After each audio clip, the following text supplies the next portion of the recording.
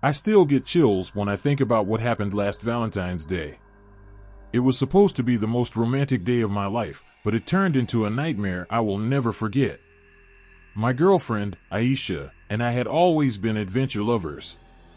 We never settled for the usual dinner dates or movie nights. This time, I planned something special, an overnight camping trip in the heart of Rudra Forest, a place famous for its breathtaking beauty but also whispered about in hushed tones by the locals. They said the forest had a cursed history, that some people who ventured too deep never returned. But I wasn't one to believe in such stories. We packed our tent, some food, and a flashlight, and by late afternoon, we reached the forest's edge. The place was surreal. Tall trees stretched towards the sky, their leaves glowing golden in the fading sunlight. The sound of rustling leaves and distant bird calls made it feel like we had stepped into another world. As the sun dipped below the horizon, we found a perfect clearing near a small lake and set up our tent. The air was crisp, and the scent of damp earth mixed with the faint fragrance of wildflowers. I lit a small campfire, and we sat close, roasting marshmallows, sharing stories, and sipping wine. Everything felt perfect. To make the evening more adventurous, Aisha suggested we explore the deeper parts of the forest under the moonlight. It was risky, but the idea excited both of us. With just our flashlight and a pocket knife for safety, we wandered deeper into the woods. The trees stood like silent watchers, and the wind howled softly through the branches. After walking for about 20 minutes, we found something strange, a stone altar covered in dried flowers and burnt-out candles. It looked ancient, as if it had been there for centuries. There were symbols carved into the stone, and in the center lay a small wooden doll, charred and broken. Aisha stepped closer, reaching out to touch it. The moment her fingers brushed against the doll, the wind died down completely. The forest fell into an eerie silence. Even the crickets stopped chirping. Then, out of nowhere, we heard a deep, guttural whisper right behind us. "Leave, now." The voice was so close, I could feel the breath on my neck. I spun around, shining my flashlight in every direction, but there was nothing. Aisha grabbed my arm. Her face had lost all color. "Did you hear that?" she whispered. I nodded, swallowing hard. "Let's go back." We turned to leave, but the path we came from was gone. The trees seemed to have shifted, their dark forms closing in around us. It didn't make sense. We had only walked straight. Panic started creeping in. The wind picked up again, but this time, it carried whispers, dozens of them, coming from all directions. The voices overlapped, some sobbing, some laughing, others murmuring words in a language I didn't understand. Then, we saw it. Standing a few feet away, just at the edge of the flashlight's glow, was a woman. She wore a tattered red sari, her hair falling over her face like a curtain. But the worst part? She wasn't touching the ground. Her feet hovered inches above the earth, her body swaying unnaturally as if she was caught in an invisible breeze. Aisha let out a sharp gasp, clinging to me. "Oh my God, what is that?" Before I could answer, the woman's head snapped up, revealing her face, if you could call it that. Her eyes were hollow, empty black pits, and her mouth stretched too wide, revealing sharp, rotting teeth. And then she screamed. It wasn't a human scream. It was a mix of a shriek and a deep, guttural growl, like something from the depths of hell. The sound ripped through my chest, making my knees go weak. The trees shook violently, and the whispers turned into agonized wails. Aisha and I ran. We didn't know where we were going, we just ran. The branches slashed at our skin, but we didn't stop. The woman's scream followed us, growing louder and closer. Then, just when I thought we were done for, we burst into the clearing where our tent was. The fire was still burning, but something was wrong. Our tent was ripped apart, our bags scattered and torn open. And right there, in the middle of the campfire, was the same charred wooden doll from the altar. Aisha grabbed my hand. "We need to get out of here. Now." We abandoned everything and sprinted to the car.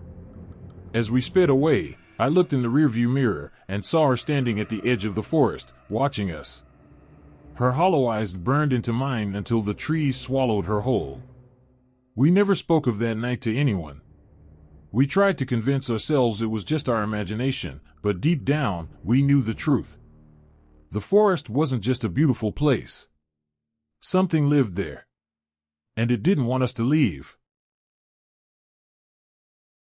I will never forget the Valentine's Day when Ria and I decided to celebrate by the sea. What was meant to be a romantic evening turned into the most terrifying experience of our lives. Even now, when I close my eyes, I can still hear the whispers of the ocean calling my name. Ria had always loved the sea, the way the waves crashed against the shore, the endless horizon stretching into nothingness. So, I planned a surprise, a candlelit dinner on Solace Beach, a secluded stretch of sand where we wouldn't be disturbed. The beach was breathtaking. The golden sand shimmered under the full moon, and the waves reflected silver in the dim light. I had set up a small table with candles, a bottle of wine, and Ria's favorite dishes. The salty breeze carried the faint sound of waves kissing the shore. Everything was perfect. As we ate, we laughed, shared memories, and talked about our future. The world felt still, as if it existed only for us in that moment. But then, something changed. The waves, once gentle and rhythmic, suddenly stopped. I didn't notice it at first, but Ria grabbed my hand, her grip tightening. "Listen," she whispered. There was nothing. No crashing waves. No seagulls. No rustling wind. The air was thick, suffocating. It was as if the ocean itself was holding its breath. Then, we saw it. A few feet away, near the shoreline, a woman stood motionless. Her long black hair covered her face, and her white dress was soaked, clinging to her thin frame. She was barefoot, her feet partially buried in the wet sand. "Who is that?" Ria whispered, her voice trembling. I had no answer. Something about the woman felt wrong. She stood unnaturally still, as if frozen in time. Then, without warning, she moved. No, she glided. Her feet never lifted from the sand, yet she came closer, her head tilting slightly. Ria grabbed my arm. "Let's go." I nodded, but as we turned, we heard her whisper, "Don't leave me, please." The voice was soft, almost pleading. I turned back and she was right behind us. Her hair parted slightly, revealing her face. But it wasn't human. Her eyes were hollow black pits, her skin bloated and pale like something that had been underwater for too long. Her lips curled into a sickening smile, and before we could react, the candles on our table flickered and died. The darkness swallowed us whole. Ria screamed, and I grabbed her hand. We ran. The sand beneath our feet felt like it was pulling us down, making it harder to move. Behind us, the whispering grew louder, turning into an agonized wail. "You can't leave, you promised." Her voice echoed across the empty beach, carried by the wind. I dared to look back and she was chasing us. But she wasn't running. She was floating, her body twisting and jerking unnaturally, her limbs moving in ways they shouldn't. Her fingers stretched toward us, her nails long and jagged. We ran faster, but the beach felt endless. The more we moved, the further the road seemed. Then, the worst thing happened. Ria tripped. I stopped, helping her up, but the ghost was already upon us. Her cold fingers wrapped around my wrist. A sharp, icy pain shot through my arm, and I felt something, pulling me. Not just physically, something was dragging my soul. I gasped, my breath coming in short, painful bursts. I could feel myself being sucked into the darkness of her eyes. "Stay with me," she whispered, her breath reeking of seawater and decay. Ria screamed my name, her hands grabbing my shoulders, trying to pull me away. But the ghost was too strong. Then a bell rang. A deep, resonant chime that echoed across the beach. The ghost let out a blood-curdling shriek, her grip loosening for just a moment. Ria and I took our chance. We ran toward the road, our feet barely touching the ground. The moment we stepped onto the pavement, the temperature changed.